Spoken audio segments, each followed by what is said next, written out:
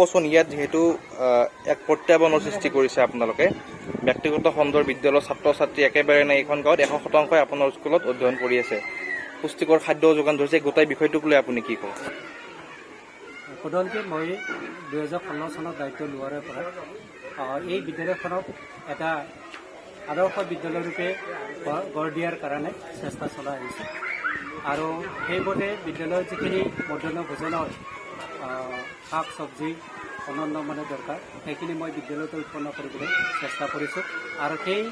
ছাত্ৰ ছাত্ৰীকে ইয়াৰ উৎপন্ন কৰা বস্তুৱে মধ্যাহ্ন ভোজনত মই মানে ৰান্ধি খুৱাই আছোঁ আৰু ইয়াৰ লগতে যিটো বিদ্যালয়ৰ পৰিৱেশ এই বিদ্যালয়ৰ পৰিৱেশটো উন্নত কৰাৰ কাৰণে মানে যথেষ্ট চেষ্টা কৰিছোঁ আৰু ইয়াত ফুলৰ বাগিচা বা বিদ্যালয়ৰ যিটো অন্যান্য পৰিৱেশ এই পৰিৱেশটো উন্নত কৰাৰ কাৰণে যথেষ্ট আমি বিদ্যালয় পৰিচালনা সমিতি মাতৃগোট আৰু বিদ্যালয়ৰ কৰ্তৃপক্ষৰ লগ লাগি পেলাই আমি উন্নত কৰাৰ কাৰণে চেষ্টা কৰি আছোঁ আৰু এই বিদ্যালয়ৰ গৃহৰ আদি ল'ৰা ছোৱালী কেনেকৈ আমি শৈক্ষিক দিশত আগবঢ়াই নিব লাগে এইটো ক্ষেত্ৰত আমি বিদ্যালয়খনৰ গোটেই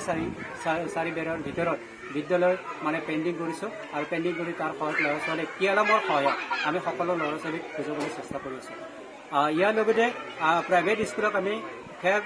ফেৰ মাৰিবলৈ এটা চেষ্টা কৰিছোঁ যাতে মোৰ গাঁৱৰ পৰাই অন্য নহ'লেও মোৰ গাঁৱৰ পৰাই যাতে প্ৰাইভেট স্কুলৰ ল'ৰা ছোৱালী মানে নাযায় মোৰ বিদ্যালয়ত স্কুলত আহে সেইকাৰণে আমি যিটো আমাৰ যিখিনি আমাৰ আদৰ্শ যিখিনি বিদ্যালয়ৰ কৰণীয় কাম কাজ বিদ্যালয়ৰ পৰিচালনা সমিতি আৰু মাতৃগোটক লৈ আমি কৰি আছোঁ আৰু সেই যিটো বিদ্যালয়ৰ পৰিৱেশটো দেখি বা বিদ্যালয়ৰ শিক্ষা দেখি আমাৰ ইয়াত